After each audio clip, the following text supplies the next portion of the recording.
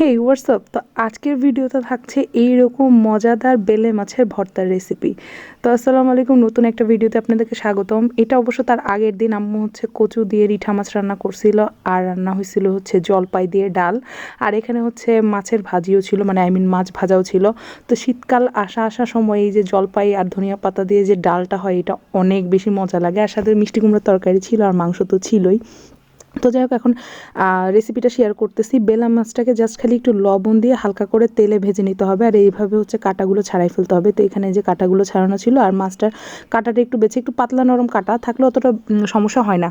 আর এখানে পেঁয়াজ আর মরিচ ভাজা হয়েছে ভালো মতো লাল করে, আর লবণ দিয়ে ভালো মতো চটকে নিয়েই এই ভর্তাটা রেডি। আর সাথে একটু চাইলে সরিষার তেল অ্যাড করতে পারেন, কিন্তু তেল যেহেতু দেওয়া থাকে অতএব তেল না দিলেও চলে।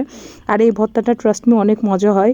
আর আপনারা চাইলে একটু ধনিয়া পাতাও অ্যাড করে নিতে পারেন। এটা এইভাবে গোল করে দিয়ে ভাতের সাথে খেতে যেই মজা লাগছে, এই যে এখন ভয়েস ওভার দিতে যেও আমার লোভ লাগতেছে আর কি। যাই হোক, তারপরে আম্মু ওই দিন আরও রান্না করছিল বেগুনের কালিয়া। এটা ঝুমকা বেগুন দিয়ে একটু তেঁতুল দিয়ে একটু শাহি টাইপের একটা ফ্লেভার হয়। আর সিদ্দিকা কবির রেসিপির ভিডিও কয়েকটা আম্মুর টাইম লাইনে সার্কুলেট করতেছিল। তো আম্মু ওর জন্য রান্না করতেছিল চাল কুমড়া দিয়ে মুরগি। এটা দেশি মুরগি দিয়ে সব থেকে ভালো হয়, বাট ফার্মের মুরগি দিয়ে অত বেশি টেস্ট আসে না জিনিসটা। তো ওইদিকে রান্না হচ্ছিল, আর এখানে আম্মু আমাকে কেটে দিছিল লাল লাল পেঁপে। এই টাইমটায় পেঁপের অনেক আমদানি বাজারে দেখতেছি কেন জানি।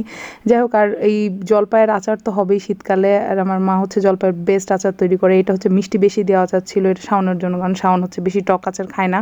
এজন্য ওর জন্য বক্সে ভরা হচ্ছিল বেশি করে মিষ্টি দেওয়া জলপাইয়ের আচার। যাই হোক, তো এই যে মুরগির মাংস রান্না করা হয়ে গেছে দুপুরের মেনুতে।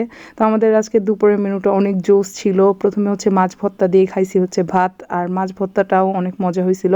এইভাবে কেউ ট্রাই করলে অবশ্যই আমাকে কমেন্টে জানাবেন। তারপরে খাইছি বেগুনের এই কালিয়া দিয়ে। এটা বাংলাদেশে অতটা প্রচলন নাই, বাট টক মিষ্টি টাইপের একটা ফ্লেভার হয়, একটু আচারি টাইপের, এই জন্য ভালো লাগে। আর খেতে খেতে হঠাৎ করে একটা তেঁতুলের বিচি পড়ে যায় পাতের মধ্যে। আর সব থেকে ভালো হয়েছিল এই চাল কুমড়া দিয়ে মুরগি। ও মাই গড, এটা খেয়ে আমি তো পুরো ফ্যান হয়ে গেছি, যে এত বছর আমি চাল কুমড়া দিয়ে মুরগিটা কেন খাই নাই। অনেক বেশি মজা। সিদ্দিকা কবির রেসিপি ফলো করে রান্না করলে এক্স্যাক্টলি অনেক মজা লাগবে। তো এই ছিল আজকে video. I hope you like that. পেজটাকে একটা ফলো দিয়ে দিবেন। Thank you so much for watching. Bye by.